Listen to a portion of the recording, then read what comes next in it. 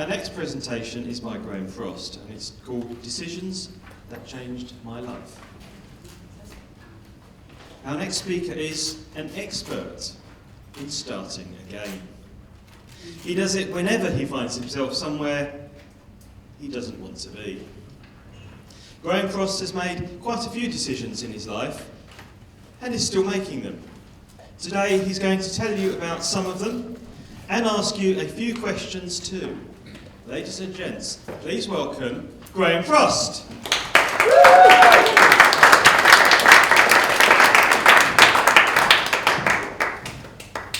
Thank you and good afternoon. It is just about afternoon, PSA London. A few months after my 17th birthday, I found myself walking down the road from my parents' house with all my belongings in 6 plastic carrier bags. I was leaving home. My mum and dad were walking along behind me, and I turned round to look at them, and they were both in tears. I'd never seen my dad cry before, and I wasn't to see my mother again for 27 years. That was because I made a decision. It was the biggest decision I ever made in my life. Because I decided to have the life that I wanted rather than the life that was planned for me by somebody else.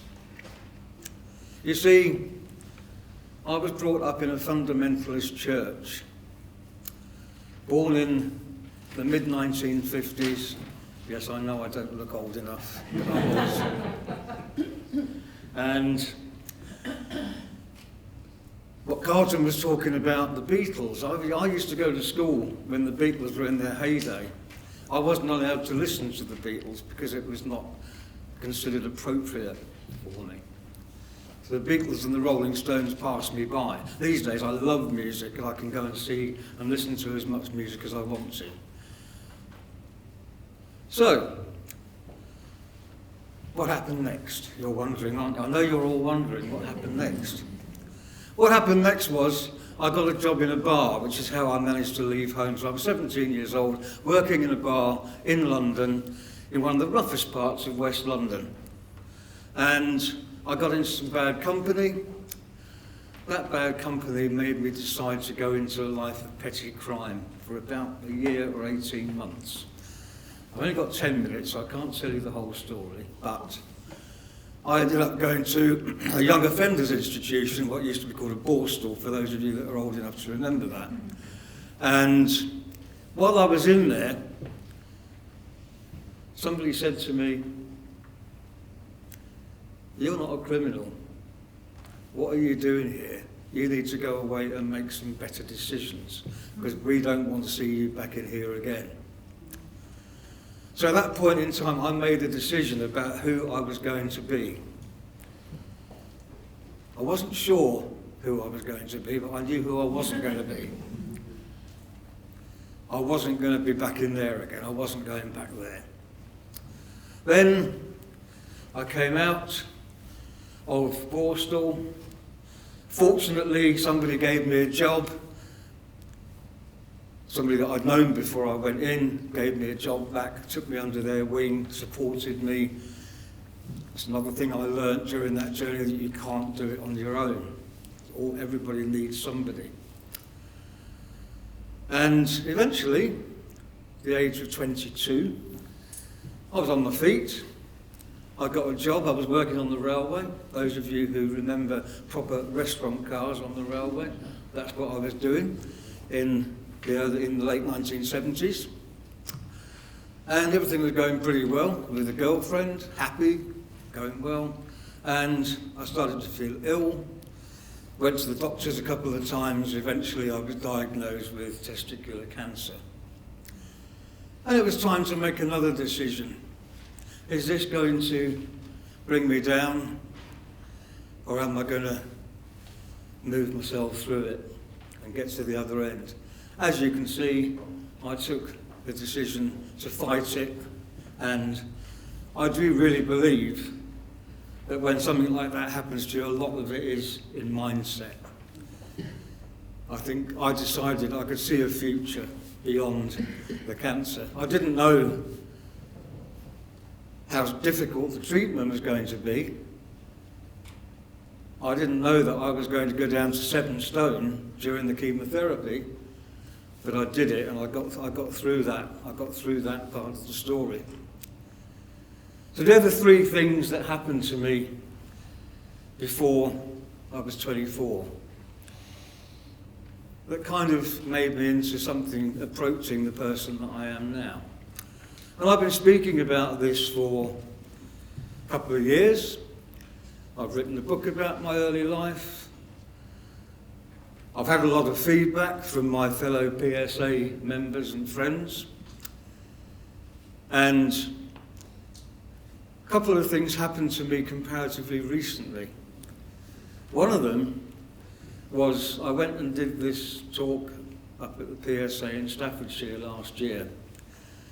And there was a wonderful lady in the audience who will have been known to some of you, who's unfortunately no longer with us, a lady by the name of Joy Marsden, who you could not meet Joy without being touched by her. She was amazing, and I wish I'd got to know her better. And she said to me, after everybody else had given me their feedback, she sat next to me and she said, "Graham, all you need to do is be even more yourself." And that was probably one of the best bits of feedback I've ever had. And then last Sunday morning, 7 o'clock, I was lying in bed,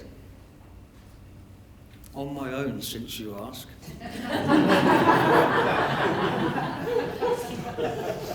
My partner lives 90 miles away. That's another little story. I thought, what can I give the audience at PSA London next Saturday that I haven't given an audience before? What can I do? And I'm thinking about all these decisions that I've made over the years. You know, I'm 63.